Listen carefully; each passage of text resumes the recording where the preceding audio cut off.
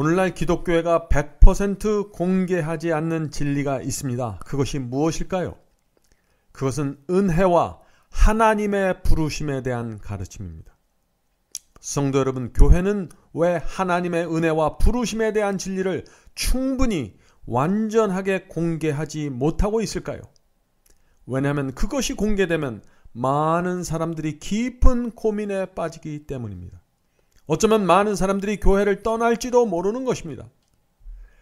은혜와 부르심에 대한 진리가 공개되면은 왜 이런 일들이 생기게 될까요? 오늘 우리가 이 문제를 좀 살펴보려고 하는 것입니다. 은혜가 무엇입니까? 죄를 범한 사람을 의롭다고 선언하는 것입니다. 다시 말해서 은혜란 지옥불의 정죄를 받아서 깊은 고뇌에 빠진 사람에게 천국문을 열어주는 것입니다. 은혜 때문에 생명을 얻고 구원받는 것입니다. 그래서 사람들이, 교회들이 은혜에 매달리는 것입니다. 단 하나의 죄라도 그것을 붙잡고 끝까지 고집하면 죽는 것입니다. 영원히 멸망당하게 되는 것입니다. 그러므로 죄를 범한 사람은 반드시 하나님의 은혜를 받아야 하는 것입니다. 자, 그런데 여기서 반드시 알아야 할 문제가 있는데, 그것은 죄인을 구원하는 은혜가 어떻게 준비되었는가라는 문제입니다. 은혜가 어떻게 준비되었는가? 성도 여러분, 은혜가 어떻게 준비되었습니까? 하나님께서 당신의 아들을 죽이심으로 은혜를 준비하셨습니다. 놀라운 일이 생긴 것입니다.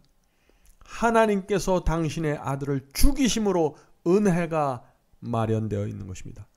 그래서 우리가 누구든지 원하는 자들은 그 은혜를 받을 수 있게 된 것입니다. 그래서 바울은 너희는 값으로 산바되었다라고 선포했던 것입니다. 고린도전서 6장 19절부터 20절 말씀입니다. 너희는 너희의 것이 아니라 값으로 산 것이 되었으니 그런즉 너희 몸으로 하나님께 영광을 돌리라. 자, 하나님께서 어떤 값을 치르고 우리를 사셨습니까? 하나님의 아들이 우리를 구원하기 위해서 피를 흘리고 저주받고 죽으신 것입니다. 십자가라는 대가를 지불하셨습니다. 그래서 우리가 지옥의 정죄에서 구원받을 수 있게 된 것입니다. 그러므로 하나님의 은혜를 깊이 깨달은 사람은 가만히 있을 수 없는 것입니다. 주 앞에 달려가 이렇게 고백하게 됩니다. 주여, 제가 이제부터 어떻게 살아야 합니까? 주님 말씀만 하옵소서. 제가 따르겠습니다. 하나님의 은혜로 죄사함을 받으면 거기서 끝나는 것이 아닙니다. 주님을 끝까지 따르겠습니다 라고 고백하게 되는 것입니다. 성도 여러분, 이처럼 은혜는 부르심과 하나로 연결되어 있는 진리입니다. 은혜 받은 사람은 주님의 부르심에 응답하게 됩니다. 주님을 따르게 됩니다. 이것은 정말 중요한 진리입니다. 오늘 많은 사람들이 은혜로 구원받았다고 하면서 나를 따르라는 주님의 부르심을 외면하고 있습니다. 부르심에 대한 진리를 복음에서 제거해 버린 것입니다. 자, 그 결과 교회에 어떤 일이 생겼습니까? 참된 은혜의 복음이 사라지게 되었고, 은혜만 받고 주님을 따르지 않는 정신이 교회에 들어와서 가득 채우게 된 것입니다. 세속과 파렴치함이 교회를 채우게 된 것입니다. 이 모든 일들이 부르심에 대한 가르침이 사라지면서 일어나게 됐다 하는 것입니다. 자, 성경에는 이상한 말씀이 나오는데 요한일서에 그 말씀이 나옵니다. 자, 요한일서 4장 18절 말씀을 읽겠습니다. 요한일서 4장 18절입니다. 사랑 안에 두려움이 없고 온전한 사랑이 두려움을 내쫓나니 두려움에는 형벌이 있습니다. 두려워하는 자는 사랑 안에서 온전히 이루지 못하였느니라. 자, 여기 사도 요한은 사랑과 두려움을 연결해서 말씀하고 있죠. 사랑은 두려움을 내쫓는다고 했습니다. 자, 이 말씀이 무슨 뜻입니까? 하나님의 사랑을 정말 믿으면, 내가 하나님을 정말 사랑하면 핍박과 손해를 두려워하지 않게 된다는 것입니다. 자, 니고데모가 예수님을 밤에 찾아왔죠? 니고데모가 예수님을 밤에 찾아온 이유도 바로 여기에 있는 것입니다. 두려움입니다. 요한복음 3장 2절 읽겠습니다. 요한복음 3장 2절. 그가 밤에 예수께 와서 가로되 랍비여 우리가 당신은 하나님께로서 오신 선생인 줄 아나이다. 니고데모는 나사렛 예수가 하나님께서 보낸 분인 줄 알았습니다. 그런데 왜 밤에 예수님을 찾아왔을까요? 왜냐하면 사람들 눈에 띄면 니고데모에게 문제가 생기기 때문이었습니다. 니고데모가 예수님의 설교를 몰래 듣고 예수님과 몰래 대화 나누는 것은 문제가 없었습니다. 그런데 대낮에 예수님과 대화하고 모든 사람들이 보는 앞에서 그분의 가르침을 받는 것은 위험한 것이 없습니다. 왜 위험했을까요? 산헤드린과 바리새인들의 인정과 평판을 잃어버릴 수 있었기 때문이죠. 니고데모의 삶 전체가 흔들릴 수 있었던 것입니다. 성도 여러분, 니고데모는 예수님을 위해서 조금 희생하고 조금 손해보는 것은 감수할 수 있었습니다. 그러나 예수님 때문에 삶 전체가 뿌리채 흔들리는 것은 결코 허락할 수 없었던 것입니다. 오늘날도 마찬가지 아닌가요? 많은 사람들이 자신의 삶을 약간만 손질하는 수준에서 예수님을 따르려고 합니다. 희생이나 손해 없이 교리와 가르침만 받는 수준에서 신앙을 유지하려고 하는 것입니다. 성도 여러분, 그러한 삶은 제자들이 가야 할 길이 아닙니다. 예수께서는 그런 수준에서 만족하지 않으십니다. 우리를 더 깊이, 더 가까이 부르시는 것입니다. 예수님은 니고데모가 밤에만 찾아오지 말고 모든 사람들이 지켜보는 낮에도 만나길 원하신 것입니다. 니고데모가 예수님과 첫 번째 만남 이후 대제사장과 바리새인들이 예수를 고소하는 일이 생겼습니다. 자, 그 자리에도 니고데모가 있었습니다. 자, 그런데 이때는 니고데모가 어떤 태도를 보였을까요? 놀라운 일이 생겼습니다. 니고데모는 예수님을 이때 공개적으로 옹호했습니다. 그 말씀이 요한복음 7장 50절 51절에 있습니다. 요한복음 7장 50절 52절. 전에 예수께 왔던 니고데모가 저희에게 말하되 우리 율법은 사람의 말을 듣고 그 행한 것을 알기 전에 판결하느냐. 자, 니고데모가 무엇을 한 것입니까? 예수님을 변호한 것입니다. 니고데모가 이렇게 말했던 것입니다. 우리 유대인의 법은 당사자의 말을 듣고 행한 것을 확인하기 전에 판결을 내릴 수 없는데 어찌 너희들이 예수님을 판결하려고 하느냐라고 변호했던 것이죠. 성도 여러분, 바로 이 말을 하는 순간이 니고데모가 그리스도의 부르심에 응답했던 때였습니다. 두려워서 예수님을 밤에 찾아왔던 니고데모, 그러나 이제 더 이상 믿음을 마음속에만 간직할 수 없었던 것입니다. 그는 직장을 잃어버리고 평판이 망가지며 인생 전체를 위험에 빠뜨릴 수 있는 결단을 내린 것입니다. 그때부터 니고데모는 예수 그리스도의 부르심에 응답하고 그분의 뒤를 따라갔습니다. 그때부터 수십 년이 지난 어느 날 니고데모는 예수 그리스도를 위해 순교자가 되었다고 합니다. 이것이 그리스도의 부르심에 대한 니고데모의 응답이었습니다. 성도 여러분, 우리가 어떻게 살아야 할까요? 주님을 수십 년 동안 믿는다고 믿었지만 주님의 은혜에 우리가 어떻게 응답하면서 살아왔습니까? 오늘 이 시간에 우리가 그 면을 깊이 돌이켜보아야 할 것입니다. 성경에 나오는 믿음의 조상들도 모두 하나님의 부르심에 응답했습니다. 노아는 산 위에 방주를 지으라는 하나님의 부르심을 받았습니다. 노아가 어떻게 응답했습니까? 120년 동안 세상 사람들에게 조롱받았지만 생애를 바쳐서 방주를 지었습니다. 모세도 부르심을 받았습니다. 애굽 왕의 보호자를 버리라는 하나님의 부르심을 받았습니다. 모세가 어떻게 했습니까? 그 하나님의 부르심에 응답하기 위해서 애굽 왕의 보호자를 버리고 하나님의 백성과 함께 고난 당하기로 선택했습니다. 다니엘도 부르심을 받았습니다. 페르시아 왕의 명령을 거절하라는 부르심 말이죠. 다니엘이 어떻게 했습니까? 나 외에 다른 신을 섬기지 말라는 계명을 지키기 위해서 사자굴에 들어갔습니다. 다니엘의 세 친구 있죠? 그 세 친구들은 어떤 부르심을 받았습니까? 바벨론 왕의 명령에 굴복하지 말라는 하나님의 부르심을 받았습니다. 그들이 어떻게 했습니까? 풀무불에 들어가는 선택으로 하나님의 부르심에 응답했습니다. 십자가 은혜를 경험했던 바울은 하나님의 부르심에 어떻게 응답했을까요? 고린도후서 11장에 그의 응답이 나옵니다. 고린도후서 11장 23절부터 27절입니다. 내가 수고를 넘치도록 하고 옥에 갇히기도 더 많이 하고 매도 수없이 맞고 여러 번 죽을 뻔하였으니 유대인들에게 40에 하나 감한 매를 5번 맞았으며 3번 태장으로 받고 1번 돌로 맞고 3번 파선하는데 일주일을 기품에서 지냈으며 여러 번 여행의 강의 위험과 강도의 위험과 동족의 위험과 이방인의 위험과 신의 위험과 광야의 위험과 바다의 위험과 거짓 형제 중의 위험을 당하고 또 수고하며 애쓰고 여러 번 자지 못하며 줄이며 목마르고 여러 번 굶고 춥고 헐벗었노라. 성도 여러분, 이것이 십자가의 은혜를 보았던 바울이 하나님의 부르심에 응답했던 모습이었습니다. 이처럼 은혜를 받으면 응답하게 되는 것입니다. 이것이 구약과 신약이 말하는 은혜와 부르심에 대한 진리인 것입니다. 그러나 오늘날 교회들이 어떻게 복음을 전하고 있습니까? 하나님의 피 묻은 은혜는 마음껏 나눠주고 있으면서 부르심에 대한 진리는 감추어 버렸습니다. 부르심이 사라져버린 것입니다. 은혜만 남아있는 것입니다. 그래서 오늘날 많은 사람들이 이런 생각을 하면서 교회를 다니고 있는 것입니다.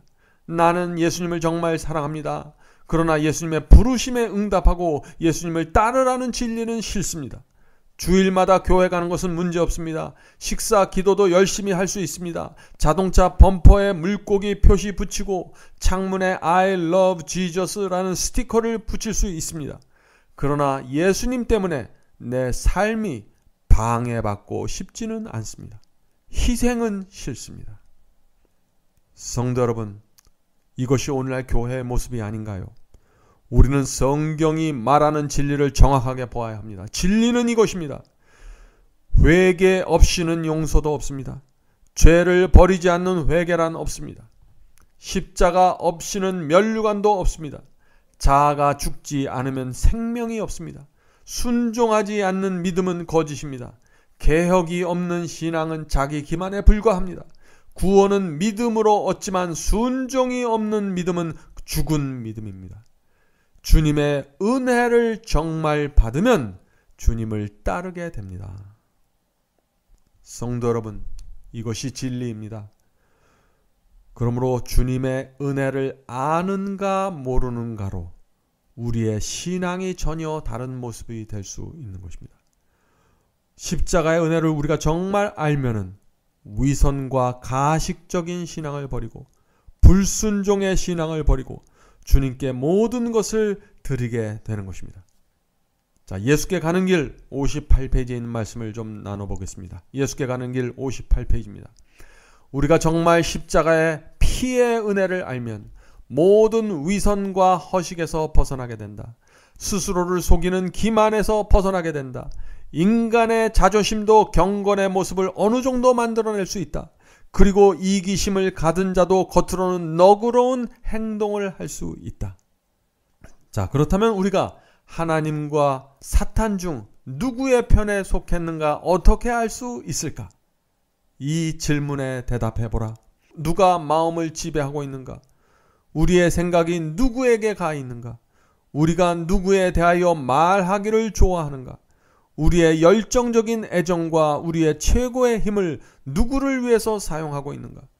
우리가 그리스도께 속한 사람이라면 우리의 생각은 그분께 있을 것이요, 그분을 생각함이 우리의 가장 큰 즐거움이 될 것이다.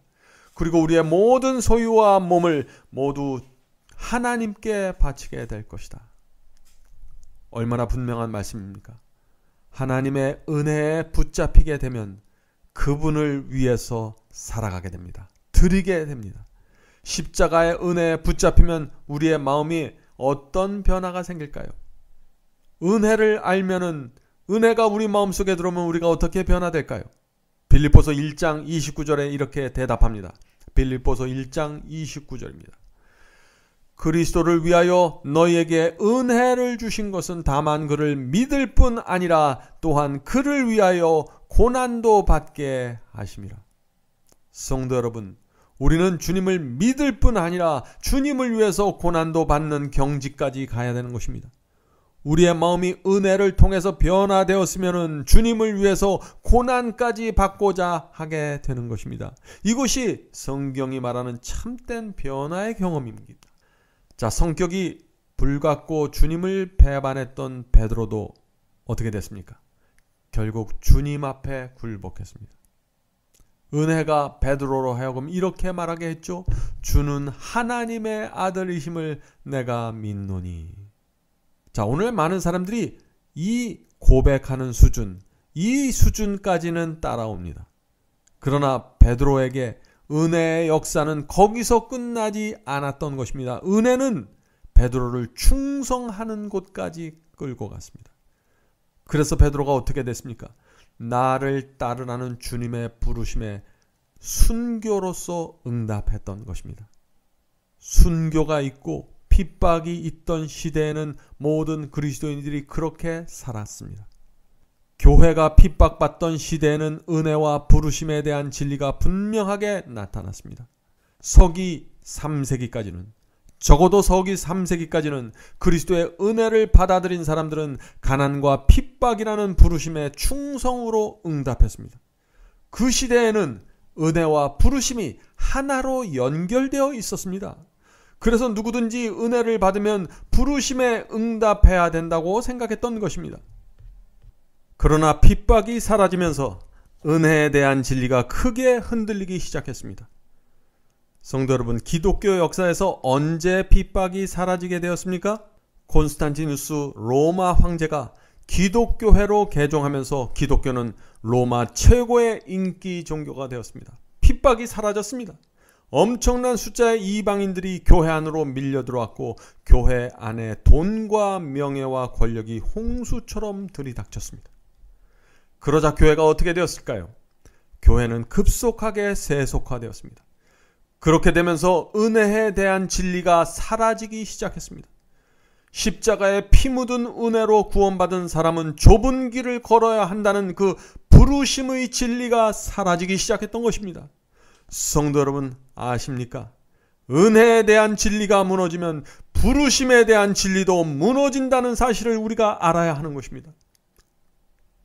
자, 이런 상황에도 불구하고 중세기 종교 암흑 시대에는 사도들이 전한 은혜의 복음을 붙잡고 있었던 성도들이 있었습니다. 그들 중 어떤 사람들은 수도승이 되기로 결정했습니다. 비록 수도승 제도가 나중에는 행함으로 말미암는 의의 대표적인 예증으로 전락하고 말았지만 그 초창기에 수도승이 되었던 사람들의 그 동기와 목적은 순수했습니다. 그들의 소원이 무엇이었을까요?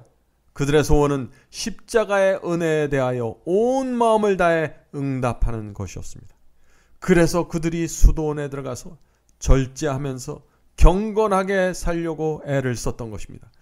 자, 그러나 중세기 천주교의 지도자들과 사제들은 그 수도승 제도를 교회의 타락을 덮는, 천주교의 타락상을 덮는 가면으로 사용했던 것입니다. 그래서 신자들이 천주교의 부패와 세속화를 지적할 때마다 이 교황권은 이렇게 대답했던 것입니다. 수도승들을 보십시오. 천주교회 속에 이렇게 경건한 사람들이 있습니다. 라고 말했던 것입니다. 중세기 천주교회는 수도원의 고결함을 내세워서 개혁을 요구하는 사람들의 입을 막았습니다. 자, 이런 상황은 심각한 문제를 결국 일으켰는데 그것이 무엇일까요? 구원이 두 가지로 이원화되기 시작했습니다. 자, 구원이 어떻게 되었어요? 두 종류가 되었습니다. 그래서 이런 생각들이 생기게 된 것입니다. 수도원 안에서는 말씀대로 순종해야 구원받지만 수도원 밖에서는 교회에만 속해 있으면 비록 세속적이어도 구원받습니다. 라는 생각을 갖게 되었던 것입니다. 수도원에서는 은혜에 응답해야 구원받고 수도원 밖에서는 은혜만 받고 부르심에 응답하지 않아도 구원받는다는 생각을 갖게 되었던 것입니다. 문제가 어떻게 시작됐는지 여러분들 보이십니까? 결국 중세기 교회에서 구원이 두 개로 나누어지면서 어떤 가르침이 세워지게 되었을까요? 이런 가르침입니다. 수도원 안에서의 높은 수준의 신앙도 구원받고 수도원 밖에서의 낮은 수준의 신앙도 구원받습니다. 경건한 그리스도인도 구원받지만 세속적인 그리스도인도 구원받습니다 라는 가르침과 설교들이 나눠지게 되었던 것입니다. 오늘날에도 그런 가르침과 설교들이 있습니까? 많이 있습니다. 오늘 많은 교회에서 구원을 어떻게 설명합니까? 영광스러운 구원과 부끄러운 구원으로 설명하고 있지 않습니까? 자, 영광스러운 구원, 부끄러운 구원이 어떤 것입니까? 하나님의 말씀과 계명에 충성하는 사람은 영광스러운 구원을 받지만 대충 순종하면서 세속적으로 사는 사람도 부끄럽지만 구원받습니다 라는 교리가 있지 않습니까? 얼마나 많은 설교들이 이런 식으로 구원을 설명하고 있습니까? 중세기의 복음이 지금 다시 나타나는 것입니다. 얼마나 두려운 일입니까? 왜 교회 안에 이런 이상한 가르침이 생기게 되었을까요? 참된 은혜와 부르심에 대한 진리가 사라지면서 이런 문제가 생긴 것입니다. 성도 여러분, 이제 어디서 문제가 시작되었는지 보이십니까? 십자가의 은혜를 받은 사람은 거룩한 부르심에 응답해야 한다는 진리가 사라지면서 복음이 무너지게 된 것입니다. 자, 중세기에 세월이 또 흘러갔습니다. 어떤 일이 생겼을까요? 수도원까지 변질되고 타락하게 되었습니다. 세상을 버리려고 수도원에 들어갔던 수도승들이 그 안에서 세상을 그리워하면서 살게 되었습니다. 세속과 탐욕의 정신이 수도원을 점령하자 말할 수 없는 혼란이 일어나게 되었습니다. 온갖 거짓 가르침과 거짓 교리가 중세기 교회 안으로 들어오게 되었는데 그 시작점이 무엇인가요 지금? 은혜와 부르심에 대한 진리가 무너지면서 바로 거기서부터 거짓 교리들과 거짓 복음이 나타나게 된 것입니다. 자, 그런 상황에서 하나님께서 한 개혁자를 부르셨는데 그가 누구입니까? 마틴 루터입니다. 1517년 하나님께서는 수도승이었던 마틴 루터를 부르셨습니다. 처음에는 루터도 수도원의 극기와 엄격한 생활을 통해서 구원받으려고 애쓰고 또 애썼습니다. 그는 행복하지 않은 삶을 수도원 안에서 살았습니다. 죄를 용서받고 경건하게 살기 위해서 고행과 고통을 감수했지만 여전히 실패하고 쓰러지는 자신의 모습을 보게 되었습니다. 깊은 좌절에 빠지게 되었습니다. 하나님께서 그런 마틴 루터를 불쌍히 여기시고 그의 눈을 열어주셨습니다. 그래서 루터는 이 수도원의 생활이 오히려 십자가 은혜를 버리고 인간의 행위와 공로를 쌓으면서 영적 교만으로 빗나가게 만들고 있음을 보게 되었습니다. 성도 여러분, 루터가 깨달은 이 경험이 진리가 무엇입니까? 상한 심령에 대한 진리입니다.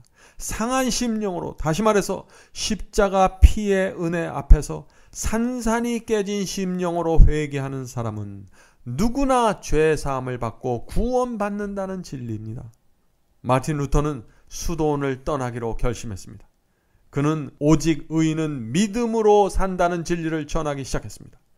수도원 안에 사는 사람들만 거룩함과 그리스도의 부르심을 받는 것이 아니라 수도원 밖에서도 동일한 의의 경험을 할 수 있고 하나님의 부르심을 받는다는 사실을 전파했던 것입니다. 그 당시 루터가 사랑했던 말씀, 자주 전했던 말씀은 이것입니다. 베드로전서 2장 9절입니다. 베드로전서 2장 9절. 그러나 너희는, 예수를 믿는 모든 그리스도인을 말하는 것이죠. 그러나 너희는 택하신 족속이요 왕같은 제사장들이요 거룩한 나라요 그의 소유가 된 백성이니 이는 너희를 어두운 가운데서 불러내어 그의 기이한 빛에 들어가게 하신 이의 아름다운 덕을 선포하게 하려 하심이라. 성도 여러분, 특별한 사람만이 아니라 예수를 영접한 모든 그리스도인은 제사장이 되라는 부르심을 받고 있는 것입니다. 거룩한 나라가 되어야 하는 것입니다.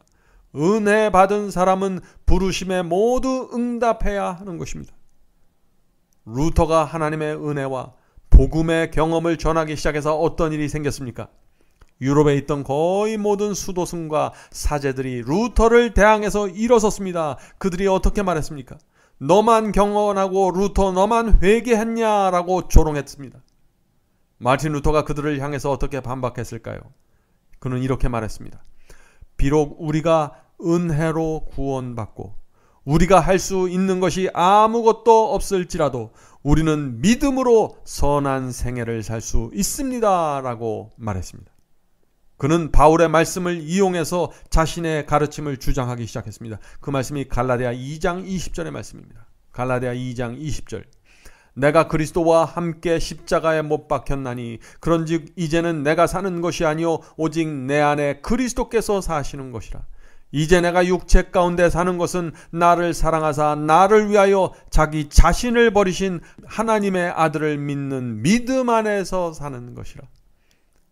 얼마나 분명한 말씀입니까?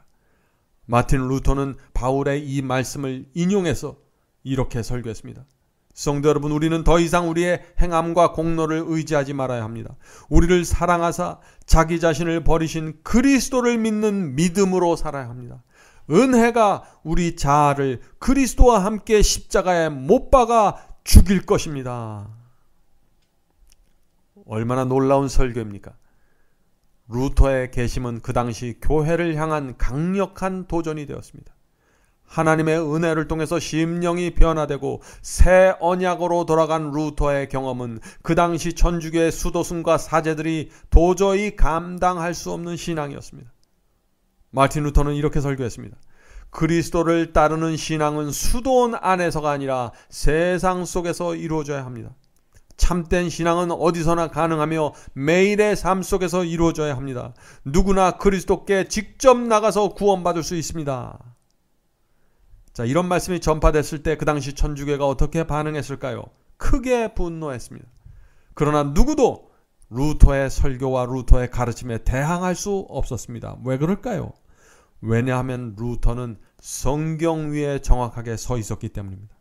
루터는 로마서를 통해서 분명한 메시지를 전했습니다. 로마서 6장 6절입니다. 우리가 알거니와 우리 옛사람이 예수와 함께 십자가에 못 박힌 것은 죄의 몸이 멸하여 다시는 우리가 죄에게 종노릇하지 아니하려 함이니. 마틴 루터는 중세기에 무너진 은혜와 믿음의 진리를 세우기 위하여 총력을 기울였습니다. 그러나 안타깝게도 세월이 지나가면서 또다시 은혜에 대한 진리가 무너졌습니다. 루터는 오직 은혜만이 사람을 구원할 수 있다고 가르쳤고 그의 후예들은 루터의 그 교리를 받아들였습니다. 그러나 큰 문제가 생겼습니다. 어떤 문제일까요? 루터의 교리는 받아들였습니다. 루터가 쓴 글자 그것은 받아들였습니다. 그러나 루터가 했던 그 의의 경험을 이해하지 못했습니다.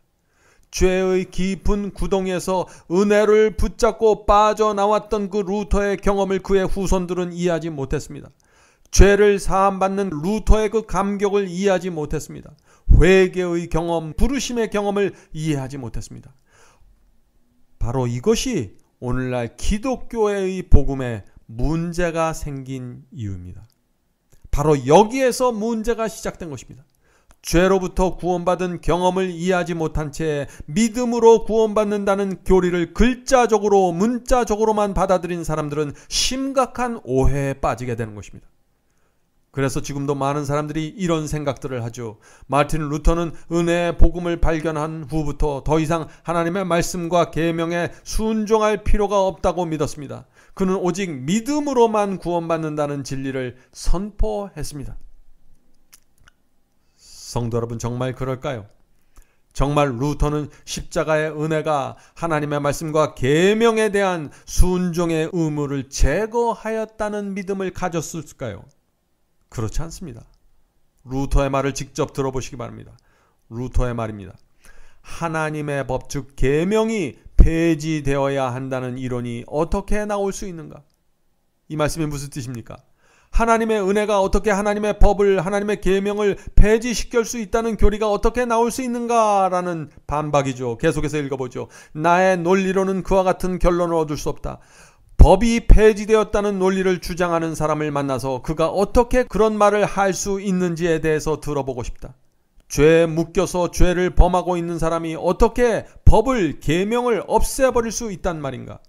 법이 없는 곳에 어떻게 죄가 있을 수 있단 말인가? 누구든지 법을 십계명을 없애려는 사람은 죄를 없애려는 것과 같다. 성도 여러분, 얼마나 분명합니까? 마틴 루터는 오늘 많은 사람들이 생각하는 것처럼 그렇게 값싼 믿음과 값싼 은혜를 믿고 가르쳤던 것이 아닙니다. 루터는 하나님의 은혜에 사로잡힌 성도들은 세속에 대하여 결정적으로 저항할 것이라고 했고, 하나님의 은혜를 통해서 거룩함에 이르게 된다고 가르쳤습니다. 그는 타락한 세상 속에서도 그리스도를 따를 수 있다고 설교했으며, 수도원 밖 세상에서도 말씀과 계명에 순종하는 경험을 지속할 수 있다고 가르쳤습니다. 그러나 우리가 인정해야 할 것이 있는데, 그것은 마틴 루터에 의해서 종교개혁 운동이 시작된 것이지 완성된 것이 아니라는 것입니다. 루터는 종교개혁 운동을 완성시키지 못했습니다. 시작했던 분입니다. 마틴 루터는 부패한 로마 가톨릭 교회를 비판하고 오직 성경, 오직 믿음, 오직 은혜라는 구호로 종교개혁을 이끈 위대한 신학자였습니다. 그러나 안타깝게도 루터는 중세기에 천주교에서 만들어 놓은 유아 세례를 인정했습니다. 자, 유아 세례가 무엇인가요? 그것이 어떻게 생기게 되었습니까? 중세기 천주교에는 모든 갓난아기가 지옥의 정죄를 받은 죄인으로 태어난다고 믿었습니다. 자신이 태어난지도 모르고 어린아기가 자기가 존재하는지도 모르죠. 그런 갓난아기에게 단 한 번도 자유의지를 갖고 죄를 범한 적이 없는 갓난아기에게 지옥의 정죄를 선고되어 있다고 믿었던 것입니다. 그것이 천주교의 믿음이었습니다. 그래서 천주교의 신학자들이 아기들을, 그 갓난아기들을 지옥의 정죄에서 벗겨주기 위해서 태어나자마자 며칠 되지 않아서 유아 세례라는 예식을 베푸는 것입니다. 자, 그런데 이 마틴 루터가 그 유아 세례를 인정했던 것입니다. 성도 여러분, 우리가 알아야 할 것은 루터도 로마 천주교의 교리와 전통에서 완전하게 벗어나지 못했다는 것입니다. 그를 따르던 후예들이 중세기에 무너진 진리를 루터에 이어서 계속해서 회복시켜 나가야 했는데 그렇게 하지 못했던 것입니다. 저마다 아직 완성되지 못한 그 교리 안에 안주하고 말았던 것입니다. 분명한 것은 종교개혁은 끝나지 않았고 지금 이 시대에 사는 우리에게 맡겨져 있다는 것입니다. 우리는 종교개혁을 끝마치라는 하나님의 부르심을 받고 있습니다. 우리는 그 부르심에 응답해야 하는 것입니다. 우리는 끊임없이 진리가 무엇인가를 추구하고 갈망해야 하며 성경에서 확증해야 하는 것입니다. 이것은 모든 교파와 교단을 초월한 하나님의 부르심입니다. 성도 여러분, 16세기에 수많은 수도승과 사제들이 있었습니다. 그런데 하나님께서는 왜 다른 사람들을 제쳐놓고 마틴 루터를 부르셨을까요? 그것은 루터의 정직함 때문입니다. 루터의 정직한 양심은 죄 때문에 깊은 고통을 당했습니다. 수많은 수도승들이 수도원 안에서 세상을 사모하고 있는 동안 루터는 그런 수도승들의 길을 걸어가지 않았습니다. 다른 사람들은 죄를 의식과 고행으로 덮어버렸지만 루터는 그것으로 만족할 수가 없었습니다. 그의 영혼은 고통을 받았습니다. 루터를 짓누르고 있는 그 영혼의 고통은 루터로 하여금 그리스도의 은혜를 찾고 매달리게 만들었습니다. 그래서 하나님께서 루터를 부르실 수 있었던 것이고 그에게 종교개혁의 선봉을 맡길 수 있었던 것입니다. 성도 여러분, 우리도 마찬가지입니다. 진리가 무엇인지 정말 알기 원하십니까? 하나님의 은혜를 만나기 원하십니까? 그렇다면 루터처럼 정직한 양심으로 의를 사모해야 합니다. 자신의 죄를 합리화시키지 말고 양심의 음성을 거절하지 말고 죄를 사함받기 위하여 은혜에 매달려야 합니다. 진리를 보여달라고 주님께 간절히 기도해야 합니다. 그런 사람들은 주께서 보여주시는 참된 은혜와 참된 부르심과 참된 복음을 만나게 될 것입니다. 이제 마치겠습니다. 성도 여러분, 우리는 루터에 대해서 오해하지 말아야 됩니다. 루터는 죄의 용서와 해결책으로 은혜를 바라보았던 것입니다. 루터는 불순종과 방종에 대한 핑계로서 은혜를 말하고 강조했던 것이 아닙니다. 이 점을 오해하면 복음을 오해하게 되고 로마서를 크게 왜곡시키게 됩니다. 성도 여러분, 만일 십자가의 은혜가 저와 여러분의 마음에 새겨지지 않고 은혜를 단지 지식과 교리로만 받아들인다면 어떻게 될까요? 우리는 주님의 뜻이 아니라 내 뜻대로 살게 됩니다.